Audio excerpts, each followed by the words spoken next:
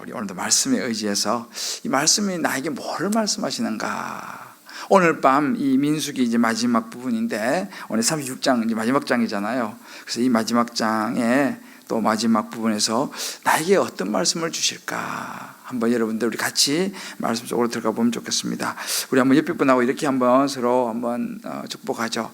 오늘도 우리에게 주신 말씀을 잘 들어봅시다. 할렐루야. 그래요. 광야는 우리가 계속 보지만 이제 인생입니다. 근데 사람이 광야가 이제 어려운 곳이잖아요. 근데 힘든 그런 이제 곳이 광야인데 사람은요 힘든 상황이 돼 봐야지 이제 진짜 자기 모습이 나옵니다. 그냥 뭐 좋을 때는 뭐 사실은 얼마든지 우리가 적절하게 포장도 할 수 있고 이렇게 하지만 힘들고 어렵고 급할 때 이럴 때 이제 우리의 본래 모습이 나와요. 그러니까 우리 자매님들의 얼굴을 잘 알려면 새벽기도를 나와 보면은 급히 달려 나오면서 미술을 하지 못하고 이렇게 그렇지만 또 참 좋은 또 모습이죠. 그러니까 우리가 어찌 보면 광야에 있을 때 우리의 이제 진짜 모습이 이제 나오게 되는데 이제 이 민수기의 마지막 부분이에요. 말씀드린 것처럼. 그래서 이제 모세가 이제 하나님께서 이 모세를 통해서 이제 우리에게 그 마지막 당부를 주십니다. 이제 그 마지막 당부 이제 가나안을 앞두고 이제 요단강을 건너가면 이제 가나안 땅에 들어가게 되는데 이제 마지막에 그 주신 당부인데요. 이제 이것은 이제 가나안 땅에 들어갔을 때에 어떻게 해야 되는가 라고 하는 이제 중요한 이제 법칙 또 가이드라인이 되기도 합니다. 우리 인생도 이제 그렇죠.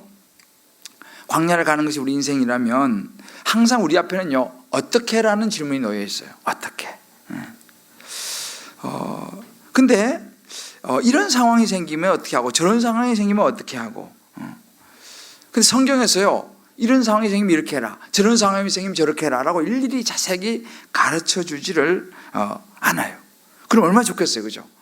오늘 내가 A라는 상황이 발생했는데 성경에 딱 보면 그런 상황 이렇게 해라 하고 그냥 가르치면 좋겠지만 성경이 일일이 그거에 대해서 가르치지 않습니다. 그렇기 때문에 사실은 수많은 일들이 오늘 우리 최광희 집사님도 서두에 그래야겠지만 이런저런 일들이 굉장히 많이 일어나요.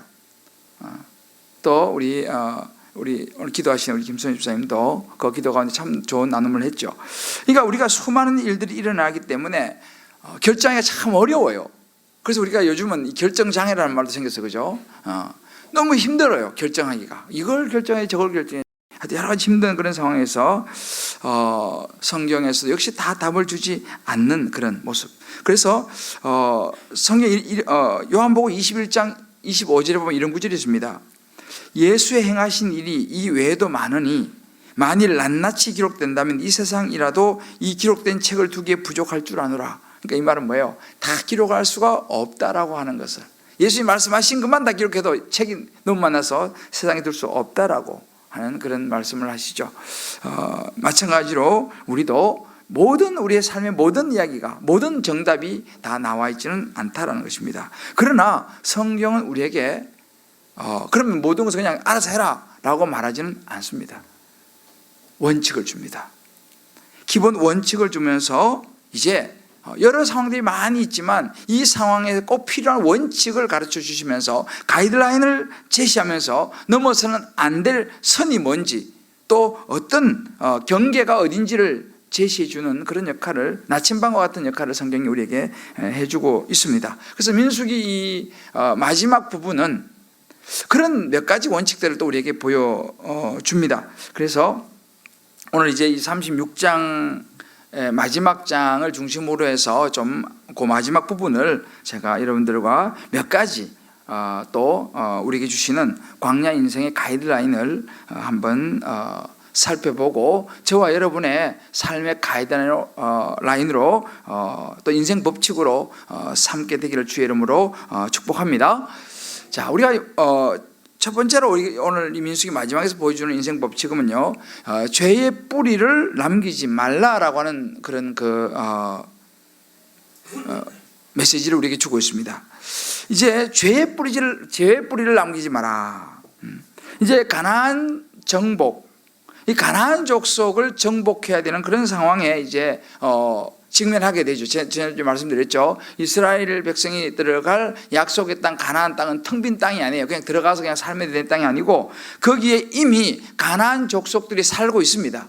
그 족속들을 정복을 하고 그 족속들을 이제 다스리고, 그래서 족속들에게 하나님께서 어떻게 해야 되는지 미션을 이제 주시죠. 이제 법칙을 주십니다. 그것이 뭐냐면 죄의 뿌리를 남기지 말라는 거예요. 오늘 우리가 33장 52절에 보게 되면 이런 이야기가 있습니다. 한번 우리가 성경 가져오신 분들 한번 읽어보죠. 33장 52절입니다. 자, 52절 같이 한번 읽어보겠습니다. 시작. 그 땅의 원주민을 너희 앞에서 다 몰아내고 그 새긴 석상과 부어 만든 우상을 다 깨뜨리며 산당을 다 헐고 라고 말씀 나옵니다. 너희가 그 요단 강을 건너, 51절 뒤보면 이렇게 나오죠. 이스라엘 자손에게 말하여 그들에게 이르라. 너희가 요단 강을 건너 가나안 땅에 들어가거든 그 땅의 원주민을 너희 앞에서 다 몰아내고 그 새긴 석상 부어 만든 우상을 다 깨뜨리고 그들이 세운 산당을 다 헐어버리라 라고 말합니다. 그런데 만약에 이것을 지키지 않으면 그 뒤에 55절에 나옵니다. 55절, 민수기 33장 55절 같이 읽어봅시다. 시작. 너희가 만일 그 땅의 원주민을 너희 앞에서 몰아내지 아니하면 너희가 남겨둔 자들이 너희 눈에 가시와 너희의 옆구리에 찌르는 것이 되어 너희가 거주하는 땅에서 너희를 괴롭게 할 것이요. 그랬습니다. 하나님은 아셨습니다. 이스라엘 백성들이 가나안 땅에 들어가서 그들을 이제 정복할 때에 완전히 그들을 다 몰아내고 그들이 만든 석상, 우상, 산당 다 헐어버려야지 된다는 걸 알았습니다. 왜 그러냐? 그들이 누리도고 하던 모든 것들, 당시 이 가나안 족속은요, 굉장히 그 육신의 정욕으로 엄난한 부패한 그런 족속들이었습니다. 그러니까 그들이 우상 섬기고 또 뭐 자기들의 뭐 이런 석상을 만들어 놓고 하는 이 모든 것들은 이스라엘 백성들이 들어가서 보면요, 굉장히 좋아 보일 것 같은, 야, 저거 하면 좋겠다라고 하는, 그러나 하나님의 말씀과는 완전히 반대되는 그런 죄, 이 죄가 전염병처럼 이스라엘 백성들에게 퍼져갈 것을 하나님은 아셨어요. 그런 죄의 유혹을 받을 것이라는 것을 하나님이 아셨습니다. 그래서 들어가자마자 완전히 멸해버리고 제거하라 말씀하셨습니다. 이 이스라엘 백성들이 가나안에 들어갔을 때 실제로 그런 일들이 일어났어요. 가나안에 들어가서 그들을 정복하면서 보니까 그들을 완전히 멸해버리기에 너무 아까운 생각이 들기 시작했어요. 이스라엘 백성들이. 왜냐하면 그 사람들을 포로로 잡고 그 사람들을 종으로 부리면 편안하잖아요. 물도 깃고 밥도 하고 청소도 하고 빨래도 하고 다 해줄 사람들인데 싹 멸해버리고 완전히 쫓아내버리면 자기들이 그들을 활용을 못하잖아요. 실제로 그런 일이 직면했습니다. 그래서 그들을 남겨두는 일이 발생을 해요, 나중에.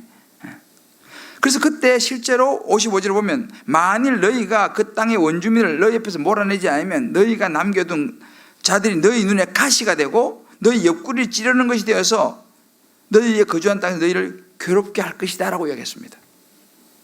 실제로 이런 일들은 일어났습니다. 여러분, 대표적인 사건이 뭐냐면 아간, 이제 아이성을, 여리고성을 점령을 하고 나서 여리고성 굉장히 철옹성이었지만 무너뜨렸죠. 순종함으로. 그 다음에 아이성이라고 조그마한 성, 별 볼 일 없는 성이 있었어요. 그런데 그 아이성 전투에서 이스라엘 백성이 패배합니다. 그때 원인을 알고 보니까 이 아간이 그 신할산 전투에서 외투와 한 벌, 은 200세겔, 또 금덩어리 하나 이렇게 다 그냥 이렇게 숨깁니다. 자기 취한 거죠. 왜냐하면 그 모든 것을 멸해버리고 불살라 버려야 되는데 자기가 그걸 딱 가져버려요. 결국은 그걸로 인해서 이스라엘 백성들이 이제 패하게 되면서 나중에는 이 아간이 여호수아 7장에 보게 되면 이제 죽게 되지요. 그 유혹에 넘어가 버린 것입니다. 그 좋은 외투, 좋은 옷, 거기에 넘어가 버린 것이죠. 당장 들고 나가면 시장에서 맛있는 것을 사 먹을 수 있는 돈, 뭐 금덩어리 이런 거에 눈에 보이는 것에 넘어가 버리고 그것을 하나님의 말씀을 지키지 않음으로 말미암아서 멸망하게 되죠. 여러분이 그 뒤에 보면 마찬가지입니다. 그 하나님께서 명령할 때가 있어요. 이 사울도 마찬가지예요. 사울에게 모든 것을 멸하라고 했던 그런 그 아말렉군 싸움에서 그렇게 이야기했을 때 이 사울이 분명히 하나님께서 아말렉 치고 모든 소유를 남기지 말고 진멸하라 그랬는데 이 사울이 어떻게 했냐면 사무엘상 15장에 보면 이런 나중에 변명을 하죠. 여호와께 제사하려고 양들과 소들 중에서 가장 좋은 것을 남기며 제사하려고 제가 좋은 거 남겼습니다라고 이렇게 이야기를 하죠. 그때 이제 유명한 말씀이 나오죠. 순종이 제사보다 낫고 듣는 것이 순양의 기름보다 낫다. 이게 뭡니까? 이 가나안 땅에 너희가 들어가면 내 말을 잘 듣고 너가 눈에 보이는 것 보여야 되는 이것이 유익하게 되고 좋을 것 같고 하지만 그것을 제해야 된다. 완전히 그 죄의 뿌리가 될 수 있는 것을 남기지 말고 멸해야 된다라고 말씀하시는 예수님의 말씀이었어요. 이 말씀은요, 우리의 광야와 같은 세상을 살아가는 우리에게도 그대로 적용이 됩니다. 우리도 살아가다 보면 계속적으로 끊임없이 우리 안에 이 우상, 욕심 이런 것들이 계속 생겨납니다. 그럴 때 우리가 이런 그 부분을 어떻게 해야 될 것인가? 가정에도 마찬가지예요. 교회 공동체도 마찬가지입니다. 끊임없이 우리 안에 올라오는 이 욕심, 또 탐심, 탐욕 이런 것들을 자꾸만 남기지 말고 잘라버려야 돼요. 가지치기를 계속 해내야 됩니다. 그래야지만이 우리가 건강한 가정, 건강한 교회 공동체가 될 수 있다는 사실을 말씀하고 있는 것이죠. 여러분, 우리가 사과 상자에 좋은 사과가 많이 있어도 썩은 사과 하나 넣어놓으면 어떻게 되죠? 시간이 지나면 옆에 사과도 같이 썩어가기 시작한다는 것이죠. 그러니까 우리가 참 이런 부분에 있어서 예수를 믿고 나서 내가 하나님의 자녀가 된 이후에도 우리의 옛 습성은 하루아침에 다 사라지지 않습니다. 의외로 예수 믿고 나서도 우리 안에는 그런 습성들은 남아있어요. 없어진 것 같아도 또 어느새 보면 또 나옵니다. 뭐 여러 가지 습성들이 있을 수 있겠죠. 뭐 게으름도 있을 것이고 교만도 있을 것이고 뭐 정욕 뭐 여러 가지 뭐 탐심 뭐 하여튼 모든 것들이 우리의 삶에 이렇게 있을 수 있는데 이런 것들을 끊임없이 몰아내야 되는 거예요. 남기지 말고 당장 좋아 보인다고 남기지 말고 끊임없이 몰아내고 잘라내고 그렇지 않으면 결국 우리 그걸로 넘어질 것입니다. 반드시 우리에게 약점이 있어요. 내가 약한 부분이 있어요. 내가 약한 그 부분을 통해서 거기가 우리는 넘어지게 됩니다. 그러니까 내가 약한 부분은 싹을 잘라야 돼요. 자꾸만 떨쳐내야 됩니다. 남기지 말아야 돼요. 솔로몬도 마찬가지예요. 솔로몬도 결국은 나중에 이방 여인들 때문에 무너지잖아요. 이방에서 데리고 온 이 뭐 주변국에 있는 공주들 데리고 사니까 그들이 가지고 온 그들의 신들 산당을 짓고 그들의 신들을 섬기는 그런 부분들이 결국은 나중에 솔로몬을 무너뜨리게 만들죠. 왜? 남자는 여자 말을 듣게 돼 있잖아요. 그죠? 여자는 요 목이에요, 목. 남자는 머리지만 이 머리는 목에 의해서 좌우되는 거예요. 이게 목이 중요한 거예요, 사실. 남자가 아무것도 아니에요, 머리. 목 없으면 머리 뭔 소용이 있어요. 그래서 여자가 사실 목의 역할을 하는데 그 여자가 굉장히 중요해요, 사실 집안에서도. 여자가 믿음이 좋으면 그 집은 정말 그래도 나름대로 든든한데 여자가 믿음이 약하면요 참 어려워요. 그래서 수협에 나오시는 아내를 둔 남편들은 자기들은 모르겠지만 복 있는 남편인 줄 믿습니다. 근데 자기들은 몰라. 우리가 솔로몬도 그렇게 그 이방 여인들을 부인으로 두면서 솔로몬이 거기 결국 넘어가서 나중에 무너지게 되는 것을 우리가 봅니다. 자, 우리가 뭐 이 부분을 가지고 우리 각자가 내 삶에서 가나안 백성들처럼 가나안 족속이 누구냐? 내 삶의 현장, 또 직장, 뭐 사업장, 또 가정, 여러 가지 상황 속에서 자꾸만 나를 유혹하고 어떤 뭐 나의 편안함, 뭐 이런 것들 때문에 자꾸만 나를 유혹하는 가나안 족속은 무엇이냐? 누구냐? 이것을 자꾸만 우리 생각해 봐야 돼요. 하나님께 가까이 가지 못하게 나를 자꾸만 유혹하는 가나안 족속은 무엇인가? 누군가? 어떤 환경인가? 이 부분들을 생각하면서 그것을 자꾸만 잘라내야 돼요. 잘라내고 가지치게 하고 남겨두면 안 됩니다. 그래서 죄의 뿌리를 절대 우리 남겨두면 안 된다. 주님 우리에게 말씀하시는 거예요. 자, 우리 옆에 분 한번 이렇게 서로 격려합시다. 죄의 뿌리를 남겨두지 맙시다. 할렐루야. 우리가 이제 오늘 이 본문도 우리가 주는 이 마지막 당부 중에 하나가 뭐냐면 삶의 정황을 잘 이해하고 받아주되 경계를 지키라 라고 하는 당부를 주십니다. 이게 이제 다른 말로 하면 도피성이라고 우리가 이제 말할 수 있습니다. 이 도피성이 가지고 있는 의미가 있어요. 하나님께서 이제 각 지파가 받을 이 기업들을 쭉 이제 말씀하시면서 그 중에 레위인, 이제 하나님의 이 성전을 섬기는 레위인에게 48성읍을 이제 떼어 주십니다.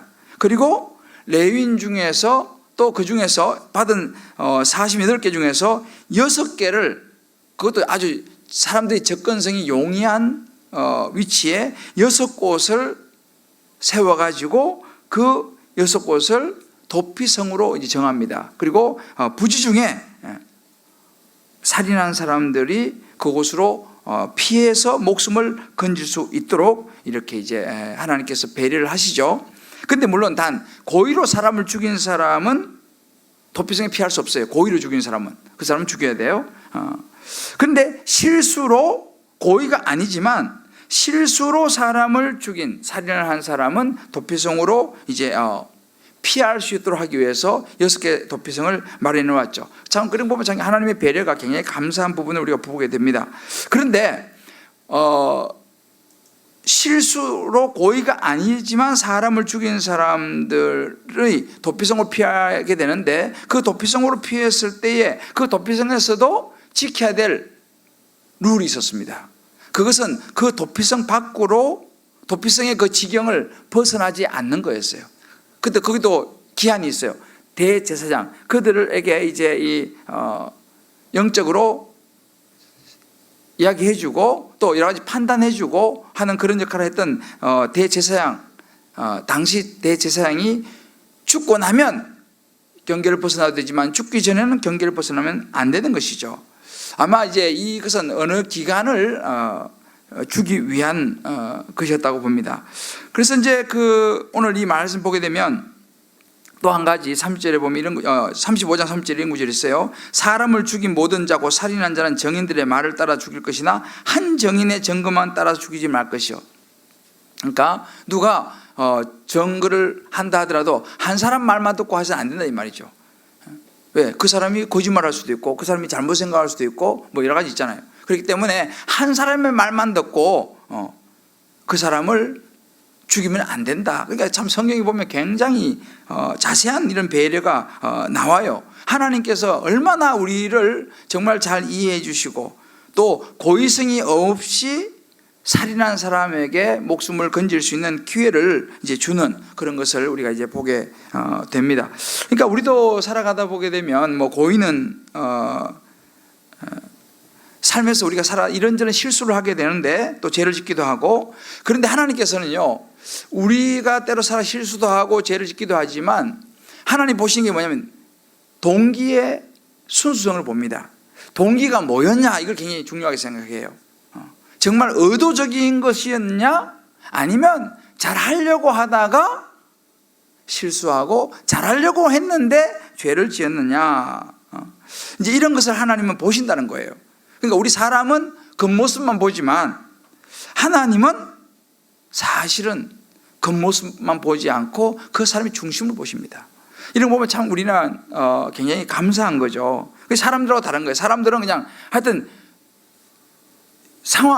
일어난 상황의 결과만 놓고 보지만 하나님은 왜 어떻게 하다 그런 상황이 됐느냐라고 하는 그 상황과 동기에 그런 그 동기를 보시면서 그것이 고의가 아니었을 때는 기회를 주시고 받아주시는 것을 볼 수 있어요. 우리도 이런 면에서는 정말 우리 다른 사람들을 향해서도 그런 좀 열린 마음을 가질 필요가 있다라고 생각하는 거죠.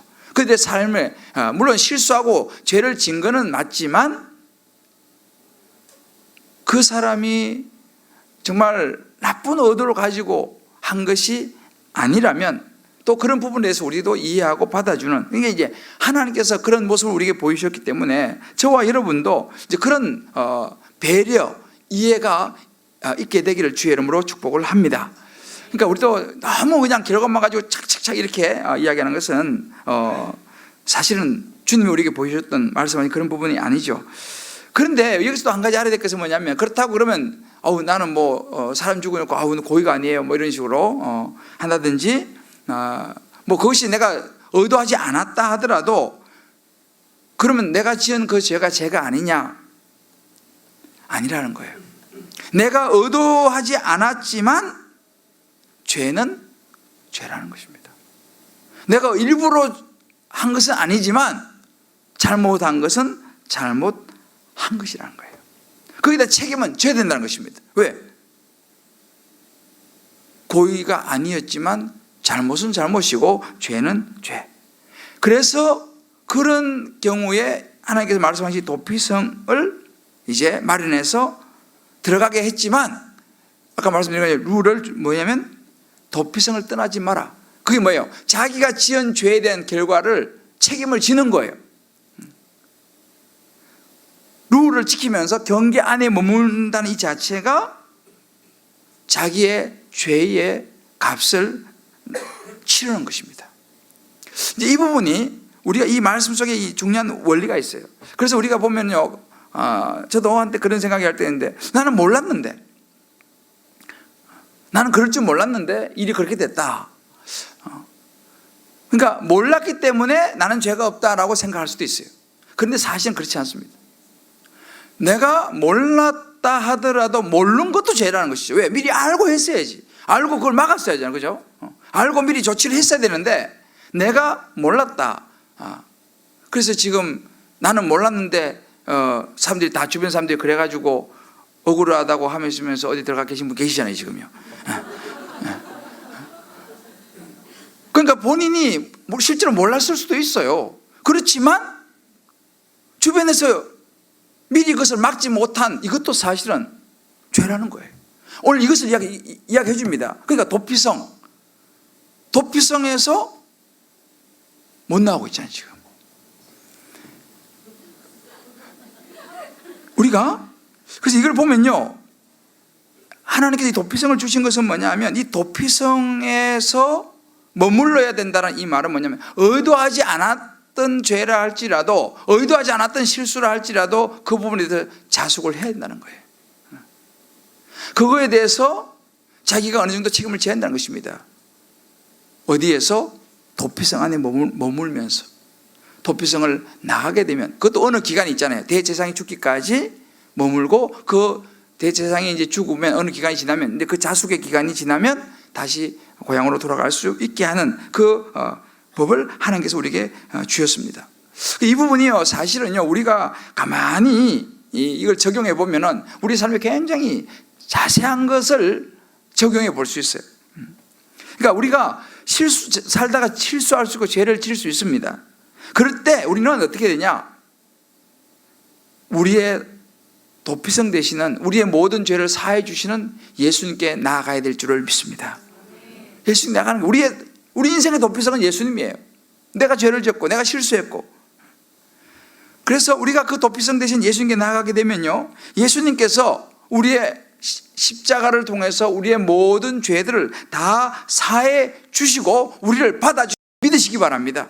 그래서 우리가 어떤 죄를 지었다 하더라도 예수님을 찾아 나가는 그 사람이 정말 지혜로운 사람이고 그 사람이 영원한 생명을 얻을 수 있는 사람이라는 사실을 믿으시기를 바랍니다. 이 원리가 굉장히 중요해요. 하여튼 그러니까 무조건 예수님께 나아가야 돼요. 실수로 죄를 졌던, 또 때로는 내가 의도적으로 죄를 졌던 간에 예수님께 나아가는 것이 너무너무 중요하다는 거예요. 근데 여기서 우리가 이제 사람들이 이 도피성을 또 잘못 이해하게 되면요, 오늘 여기 조금 딱딱할지 모르겠지만 이게 중요한 원리가 있기 때문에 제가 설명을 하는데, 여러분 구원파는 이렇게 말해요. 당신이 지은 죄 예수 믿으면 문제가 없다, 이렇게 말해요. 그리고 이제 예수 한번 믿고 나면 죄 져도 문제가 없어. 이게 구원파의 논리예요. 내가 예수 믿었기 때문에 죄를 져도 문제가 없어. 왜? 예수님께 다 사해 주시니까. 그래서 죄 책감 같은 걸 느끼지 않아요. 왜냐하면 예수님이 다 용서해 주는데 그러면 죄를 또 져도 문제가 없어. 다 이미 다 용서받았어. 어제 오늘 내일까지 다 용서받았어. 이게 구원파입니다. 그냥 툭 들어보면 맞는 이야기예요. 틀린 말이 아닙니다. 그러나 그것은 엄밀하게 말하면 틀린 거죠. 왜냐하면 내가 지은 죄를 예수님께서 사해 주시는 것은 맞지만, 그렇다고 해서 내가 막 계속적으로 죄를 지어도 된다? 죄책감도 필요 없다? 아니에요, 여러분. 내가 지은 죄에 대해서 도피성이 되는 예수님께 날마다 나아가고 다시 그 죄를 짓지 않기 위해서 애를 쓰고 하는 그런 모습이 우리에게 필요하다는 것입니다. 그래서 구원파를 이단이라고 하는 거예요. 예수 믿으면 죄져도 괜찮아. 다 사함 받을 거니까. 죄책감 필요 없어. 근데 이 반대도 조심을 해야 돼요. 어떤 사람은요, 또 반대로 늘 죄책감에 매여 살아요. 난 잘못했는데, 난 죄를 졌는데, 내가 어떻게 이렇게 살아서. 이래가지고 우울증 걸린 사람이 있어요. 이게 또 완전 또 반대예요. 날마다 자기 죄 생각하면서 우울증 걸려. 그것도 하나님이 원하시는 게 아니에요. 왜냐하면 우리의 죄는 예수님께로 나아가서 내어놓으면 모두 다 사함받는다는 사실을 믿으시길 바랍니다. 그래서 우리가 그거 가지고 죄책감 해가지고 그냥 날마다 우울해하고 그럴 필요가 없어요. 다만 우리가 다시 죄를 짓지 않기 위해서 애를 써야죠. 노력을 해야죠. 그러다 또 죄를 질 수도 있어요. 왜? 우리 약하니까. 그래서 끊임없이 주님 앞에 내가 발부둥을 치면서 죄책감에 매여 사는 것이 아니라 그 죄책감을 뛰어넘어서 은혜, 하나님, 나 같은 이런 죄인을 정말 도피성으로 피해서 내게 생명 주신 하나님 감사합니다. 너무너무 감사한데 하나님, 제가 이제 어제보다 오늘 좀 죄를 적게 져야겠죠. 이제는 안 져야겠죠. 왜? 감사해서. 그러니까 하나님의 은혜가 감사해서 날마다 이제 그런 죄책감이 아니라 자유함 가운데 죄를 짓지 않기 위해서 발부둥을 치는 이런 모습이 우리에게 필요하다는 것입니다. 그래서 우리가 때로 우리의 삶의 정황을 잘 이해하고 받아주되 경계를 잘 지켜가지고 내가 넘어서는 안 될 선들을 넘어서는 안 된다라고 하는 교훈을 예수님께서 이 모세를 통해서 마지막에 이제 이스라엘 백성에게 주고 또 저와 여러분의 삶에도 주는 것입니다. 그래서 우리가 다른 사람들을 받아주고 이해해주고 다 그건 좋아요. 그렇지만 넘어서는 안 될 선이 있습니다. 죄는 죄다는 거예요. 하나님도 분명히 선을 긋잖아요. 고의가 아니고 사람을 죽인 사람은 반드시 죽일지니라. 딱 경계를 정해줬어요.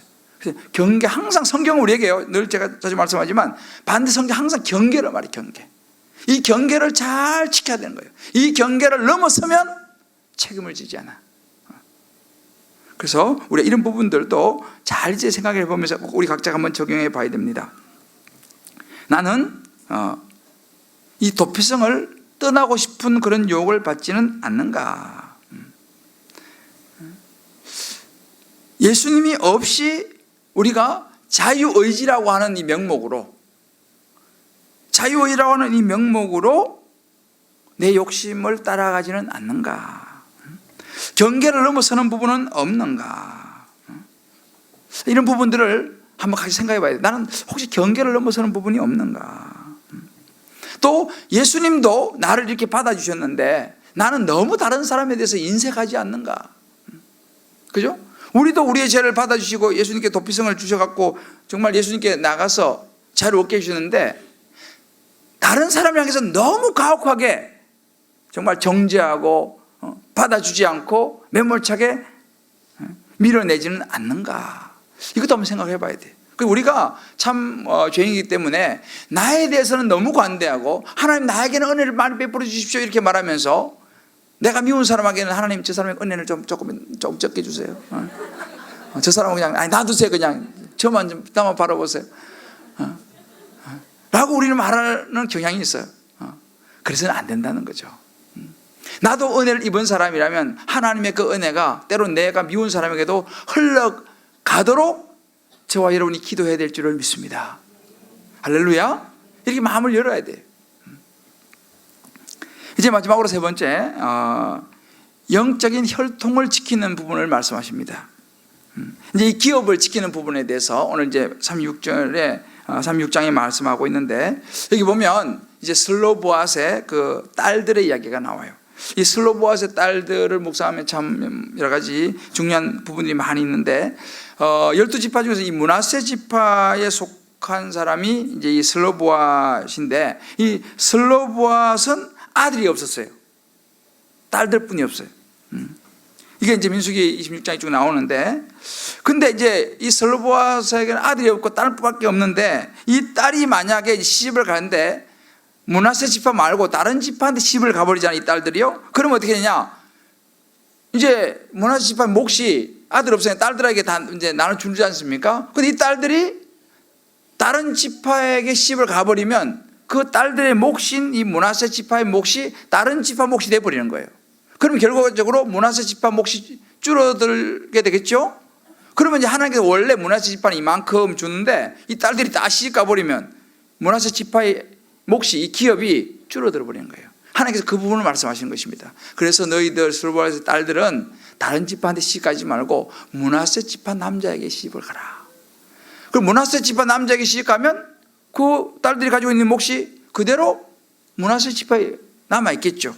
그래서 그 부분을 가지고 오늘 여기 36장에 보면은 슬로보앗의 딸들은 마음대로 시집가려니와 오직 그 조상 지파의 종족에게로만 시집갈지니 그리하면 이스라엘 자손의 기업이 이 지파에서 저 지파로 옮기지 않고 이렇게 말합니다. 그래서 9절에 보면 이스라엘 자손의 지파가 각각 자기 기업을 지키리라 그랬어요. 기업을 지키는 부분. 그래서 이게 영적인 혈통을 이제 잘 지키는 것, 자기에게 주신 하나님의 이 기업, 이걸 잘 지키는 것이 굉장히 중요하다는 것을 말씀해 주는데 여기서 우리 한 가지 봐야 될 중요한 포인트가 있어요.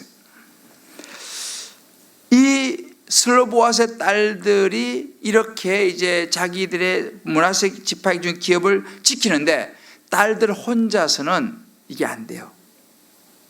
그래서 오늘 여러분이 아마 보실지 모르겠지만 오늘 36장 1절에 보게 되면요, 이 이야기를 누가 이야기하냐면 요셉 자손의 종족 중 므낫세 손자 마길의 아들 길르앗의 자손 종족들의 수령들이 나와요. 수령들이 나와가지고 이스라엘 자손 수령된 지휘관 앞에서 말을 합니다. 무슨 이야기를 하느냐? 우리 딸들을 다른 곳으로 시집 보내서는 안 됩니다 라고 하는 이야기를 수령들이 해요. 그 이야기를 5절에 보게 되면 모세가 좋게 생각합니다. 모세가 듣고 하나님의 말씀으로 이스라엘 자손에게 명령하여 이르되 요셉 자손 지파의 말이 옳도다 그랬어요. 맞다. 지금 이 수령들이 와서 한 이야기가 맞다 이렇게 말합니다. 그리고 나서 이제 모세가 슬로보앗의 딸들에게 이야기하는데 10절에 보게 되면 슬로보앗의 딸들이 여호와께서 모세에게 명령하신 대로 다 행하니라 그랬습니다. 그죠? 이렇게 보면 이게 그냥 슬로보앗의 딸들 혼자서 이걸 한 게 아니에요. 수령들이 그 부분을 이야기를 제안을 하고 그것을 모세가 좋게 받고 그 모세가 내린 이 말들을 슬로보앗의 딸들이 그대로 행하는 모습을 볼 수 있습니다. 그러니까 이 모두가 뭐냐면 어느 한 사람이 이 하나님의 기업을 지키는 어찌 보면 이런 그 영적 혈통을 지키는 이것이 혼자 힘으로 안 된다는 거예요. 여기서 뭐가 나오면 공동체라는 게 나와요. 공동체. 수령, 모세, 슬로봇의 딸들. 그러면 이 사람들이 이 기업을 지켜내는데 어떻게 이것이 가능했느냐고 볼 때, 오늘 이 므낫세 지파에 속한 이 수령들과 모세와 또 이 슬로봇의 딸들의 마음 중심에 핵심이 있었어요. 그게 뭘까요? 하나님의 명령, 기업을 지키는 것을 해야겠다라고 하는 이것이 딱 일치했어요. 우리로 말하면 그들의 마음속에는 자기들의 생각 아니고 하나님의 뜻하신 바가 뭔가에 대한 관심이 있었어요. 이럴 때 이 혈통이 지켜지는 거예요. 우리로 말하면 공동체에서요, 우리의 관심이 어디 있어야 되냐, 이게 굉장히 중요합니다. 우리의 관심, 우리 주님 기쁨의 교회의 관심, 또 김대전 목사의 관심, 또 여러분 성도들의 관심, 이 관심이 어디 있냐 굉장히 중요해요. 이 관심이 서로 딱 일치하지 않잖아요. 그럼 뭐 어떻게 생각하냐? 이게 불협화음이 생겨요. 교회 따로, 목사 따로, 성도 따로. 예를 들면 항상 충돌이 일어나. 이게 목사는 이렇게 하자 그러는데 성도도 이렇게 하자 그러고, 또 교회는 또 이렇게 하자 그러고, 막 이렇게 이제 이게 흩어지면 그 공동체가 건강하지 못하고 분열이 일어나고 하나님의 이 영적인 혈통을 제대로 지켜내지 못해요. 이게 바로 오늘 이 므낫세가 주는 중요한 포인트예요. 그래서 이 공동체의 핵심이 뭐냐? 일치된 관심이 중요한 거예요. 일치된. 아유, 자막 확실히 잘 띄우네. 내가 미리 준 건 아닌데.